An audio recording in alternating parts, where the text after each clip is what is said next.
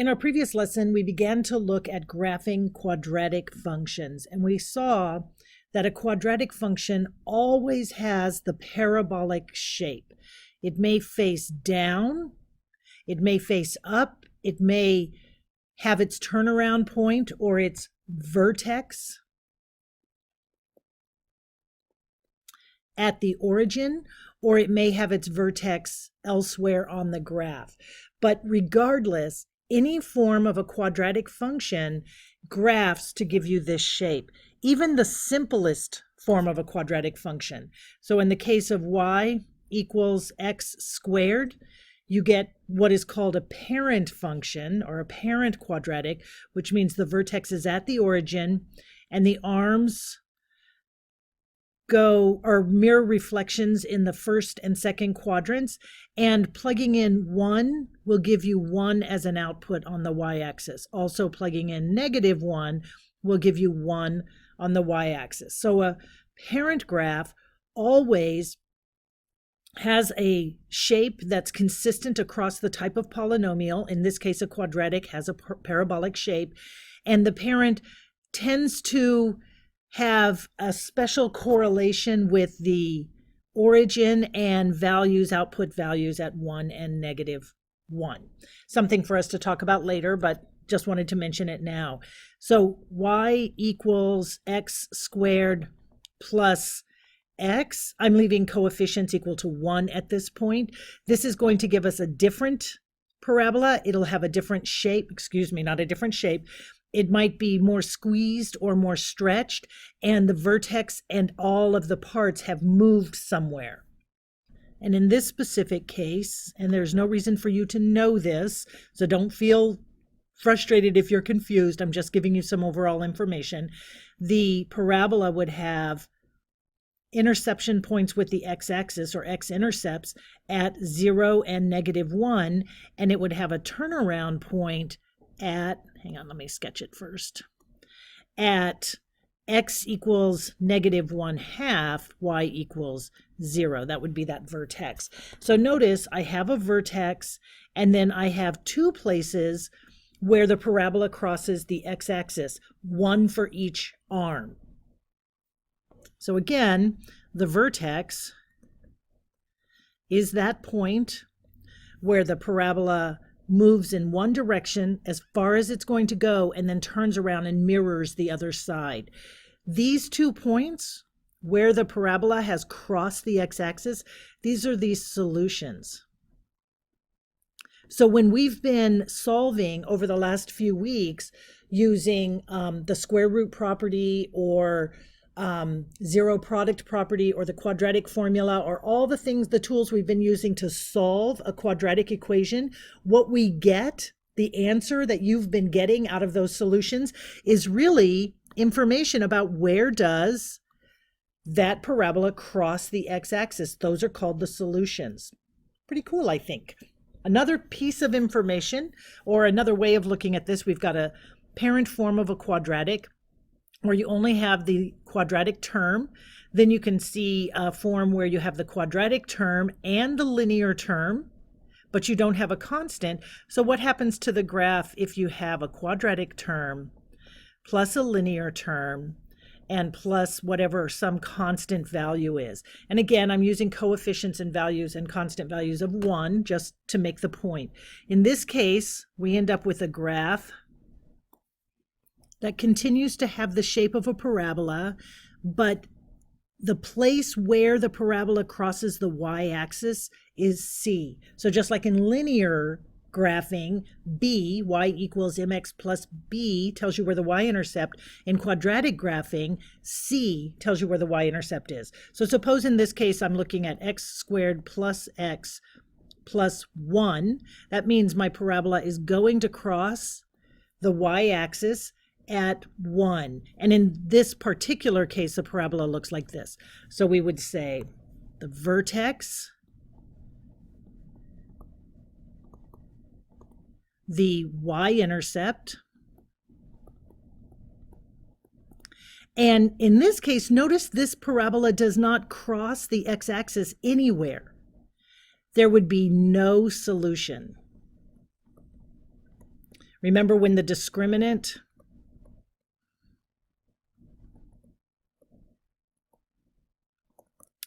is undefined, there's no solution. And if I were to look at the discriminant in this case, I would say, well, the discriminant is b squared, so 1 squared, minus 4 times a, which is 1, times c, which is 1. So 1 minus 4, the discriminant is negative 3. Negative 3, since we know we can't take the square root of negative 3, using the quadratic formula or whatever way we use to solve, because we can't take the square root of 3, the discriminant tells us that there is no solution or it's undefined. And so no solution in the quadratic equation means that the graph won't have a place that it touches or crosses the x-axis. That's a general overview. Let's do some specific examples. And we're going to start by working with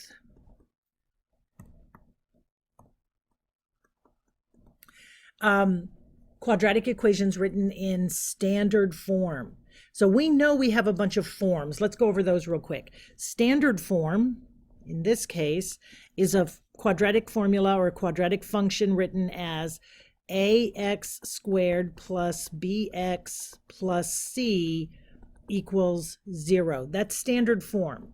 Another form, and you've seen this before, is when we factor it and we get some x plus q and x plus p equals 0, and then we use the zero product property. That's factored form. And another form that we'll use for graphing is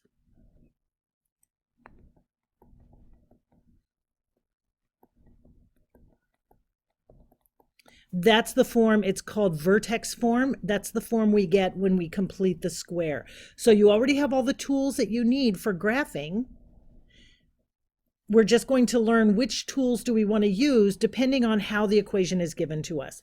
So whenever you're given the equation in standard form, unless you're asked to change the form, you want to use the methods for graphing a quadratic function in standard form, and I'm going to show you those.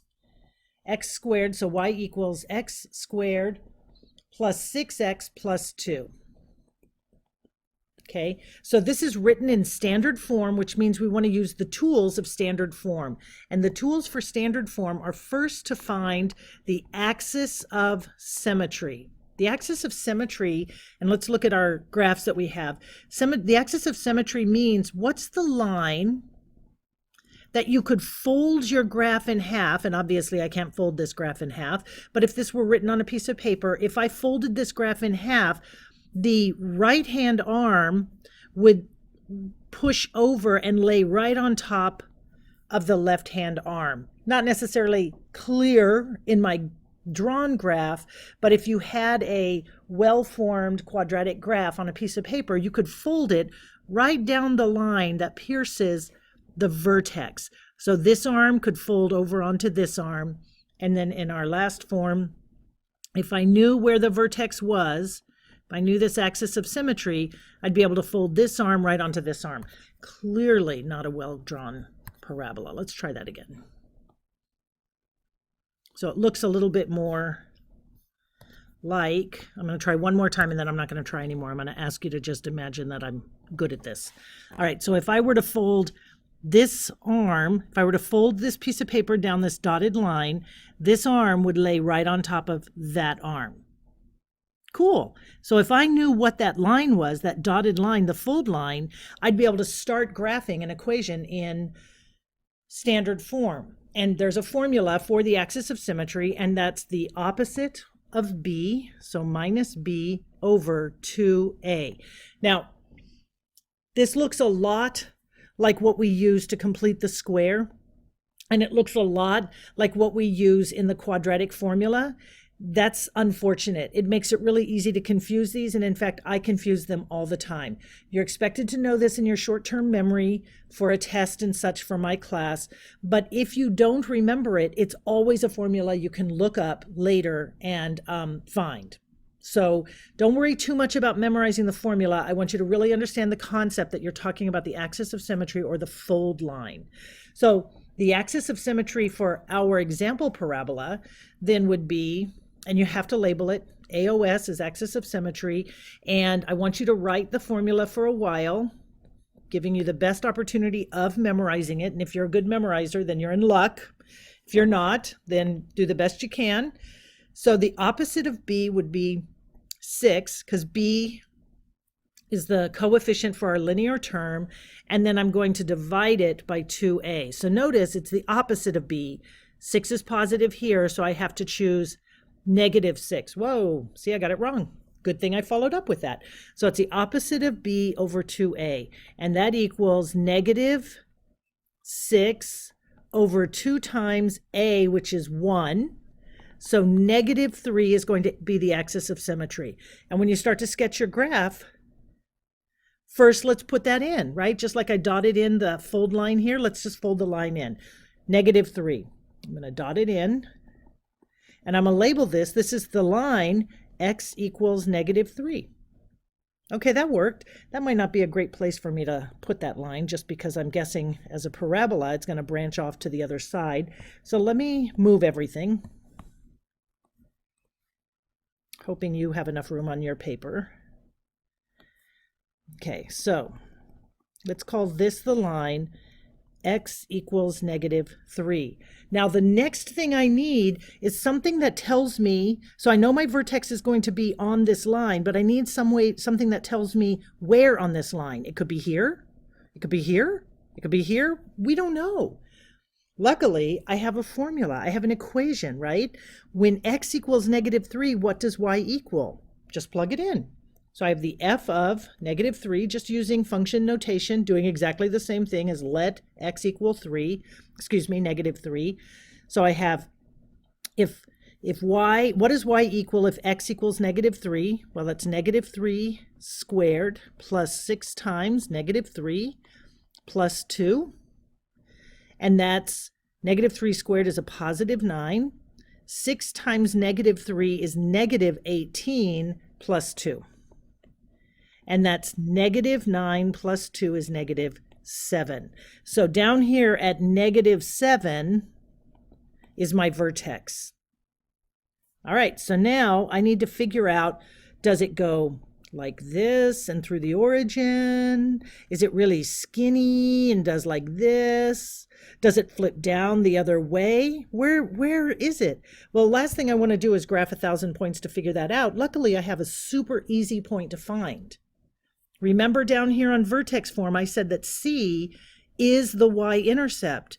Notice C in standard form is 2. That means I know that from the vertex to the number 2 is my right-hand arm. Done. I've done the right-hand side. And since I know, and let me draw this in because I have a lot of dotted lines, this is where I'm going to fold my equation.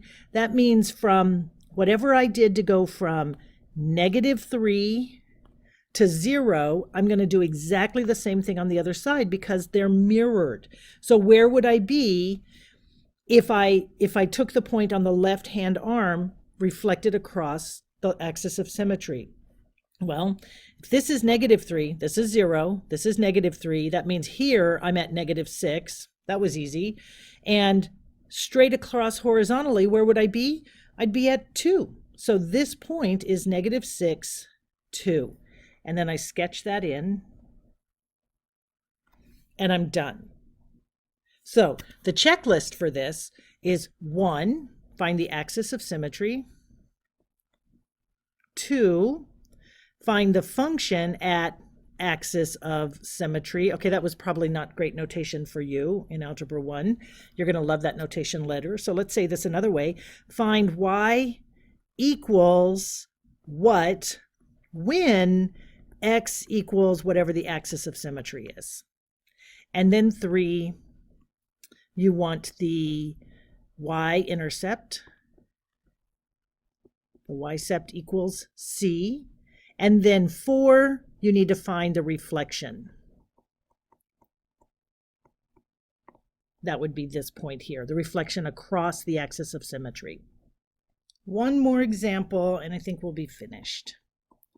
Let's see if I can create enough room and still have my checklist.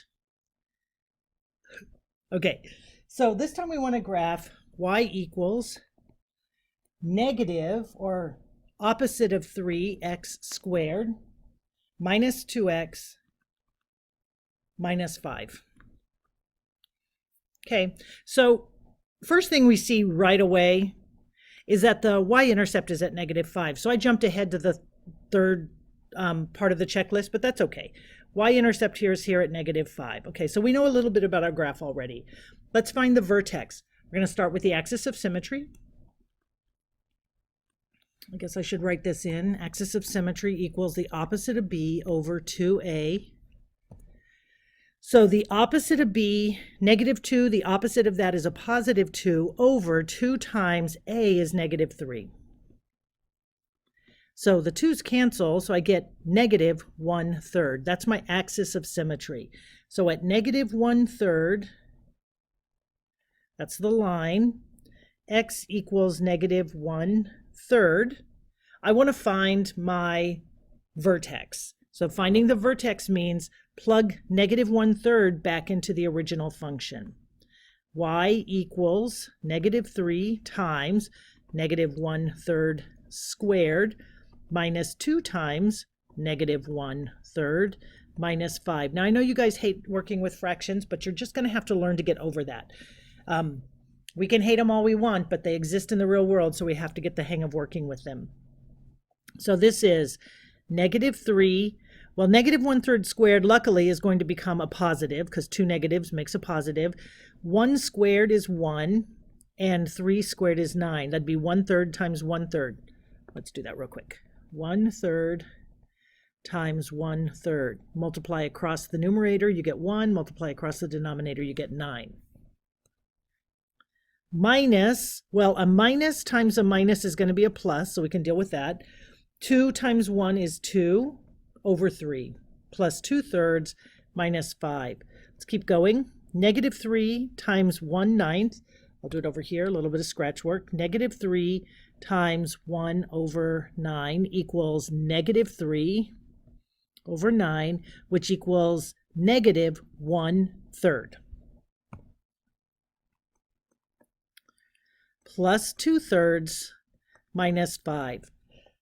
So 1/3, -1/3 plus 2/3, well, that just is 1/3. It takes us across the 0 to 1/3, minus 5, but 5 needs to have a common denominator. So I'm going to multiply 5 times 3, so it'd be minus 15/3. Now I have my common denominator, 1 take away 15, that's 14/3. See what an ugly number that is? Where is that on the graph? This is the right answer. That's the point. That's the value we want. But to figure out where it is on the graph, I'm going to have to convert it to a mixed number just for the purposes of graphing. In algebra, we really like the improper fraction, but we're going to use a mixed number just so I know where it lives on the graph.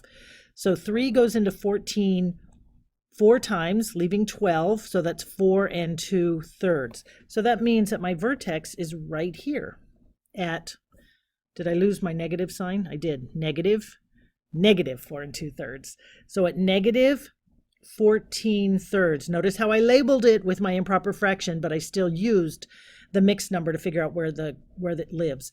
I'm done, right? So I've done the hard work now. All I have to do is connect my right-hand arm, and look, it has to point downward. There's no other way around it. It has to be downward pointing if I'm going to cross from the vertex to the y-intercept. And so where would I be on the other side? Well, to go from 0 to my line of symmetry, I went -1/3. -1/3 more in the same direction takes me to -2/3 on the x-axis. And where am I on the y-axis? I'm at -5.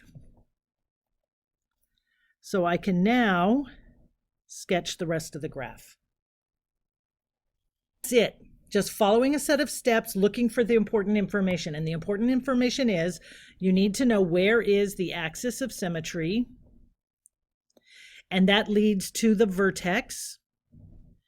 You find the y-intercept from the equation.